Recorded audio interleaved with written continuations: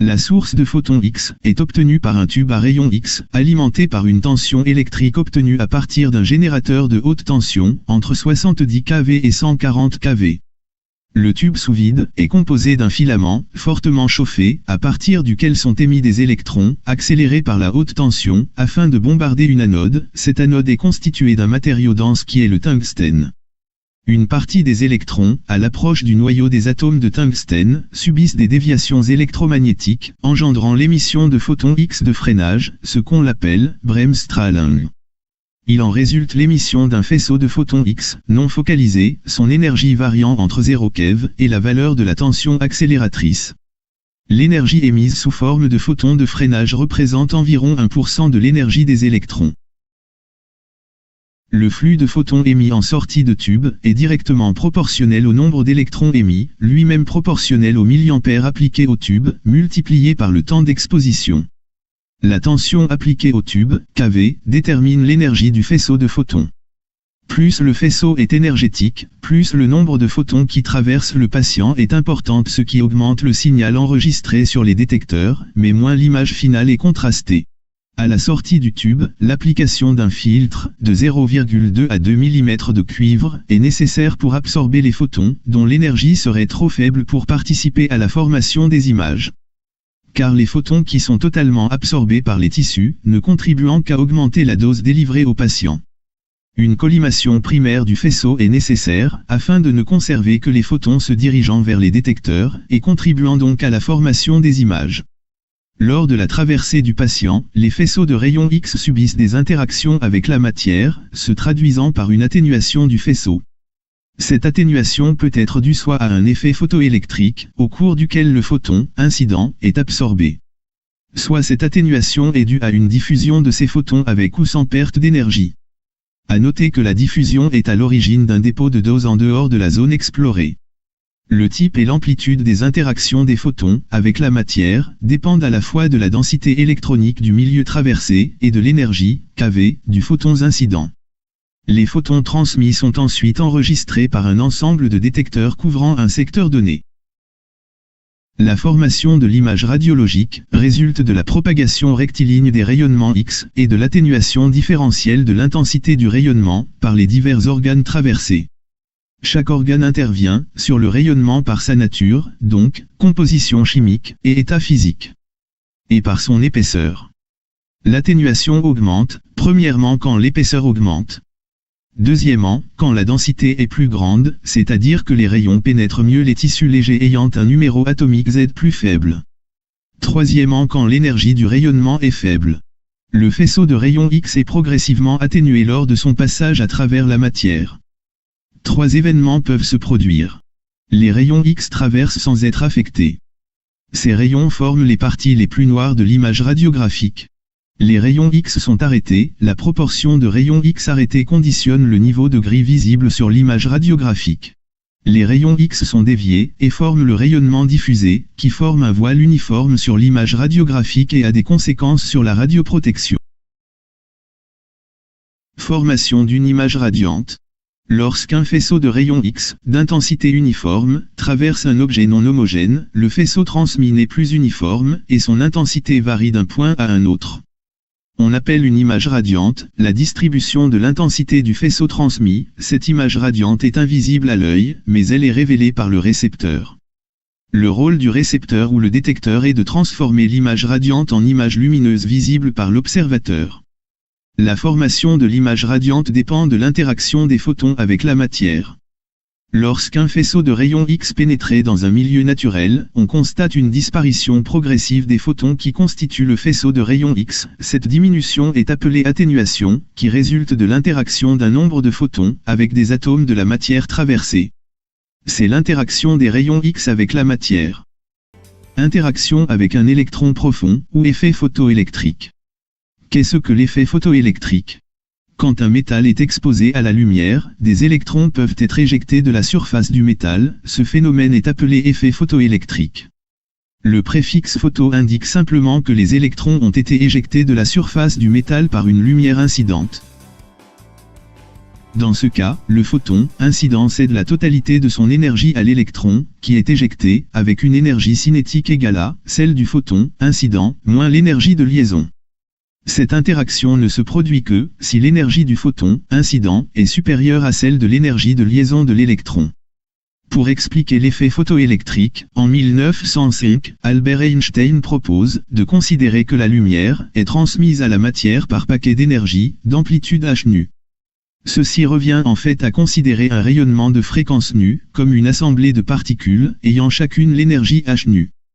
Cette quantité appelée plus tard quantum d'énergie, peut alors être entièrement captée par un électron, lui permettant ainsi de sortir du métal. Cette hypothèse explique bien la dépendance en fréquence de l'effet photoélectrique. Le rayonnement X possède suffisamment d'énergie pour chasser un des électrons d'une des couches orbitales de l'atome, ce qui provoque l'ionisation de l'atome. La totalité de l'énergie quantique, E égale h nu du photon, est absorbée par cette expulsion, et se partage entre l'énergie d'extraction d'une part, et l'énergie cinétique donnée à l'électron expulsé d'autre part. W, KLM, représente l'énergie d'extraction d'un électron K, L ou M hors de sa couche. Pour un même atome, elle est d'autant plus élevée que la couche est plus profonde, c'est-à-dire. Il en résulte que si l'énergie E égale h nu est plus faible que WK, l'extraction de l'électron K est impossible. Si le quantum E égale h nu est inférieur à WL, l'électron L, et, à plus forte raison, l'électron K, ne peuvent être arrachés. L'énergie cinétique de l'électron sera absorbée par la matière environnante. La probabilité de l'effet photoélectrique est d'autant plus grande que les tissus sont composés d'atomes ayant un Z élevé, ainsi, l'os riche en calcium a un Z plus élevé que celui des muscles où prédominent l'hydrogène, le carbone et l'oxygène. Diffusion, effet Thomson-Rayleigh, effet Compton. Contrairement à l'absorption photoélectrique, la diffusion est prédominante dans le domaine des très hautes énergies. Cela résulte de l'effet Compton, qui se manifeste d'autant plus que les photons ont une énergie très supérieure aux énergies d'extraction, supérieure à celle de la couche K. Nombreux sont donc les électrons arrachés de toutes les couches, et très intenses les radiations diffusées. Dans le domaine du radiodiagnostic, les énergies ne dépassent pas 150 keV. Alors que l'énergie des électrons photoélectriques est entièrement retenue par l'objet, celle que la diffusion disperse, reste efficace et agit nuisiblement sur le noircissement et la qualité de l'image reçue. Le photon incident interagit avec un électron orbital, lui transmettant une partie de son énergie, et est diffusé suivant un angle θ incident, par rapport à la direction incidente, emportant l'énergie résiduelle.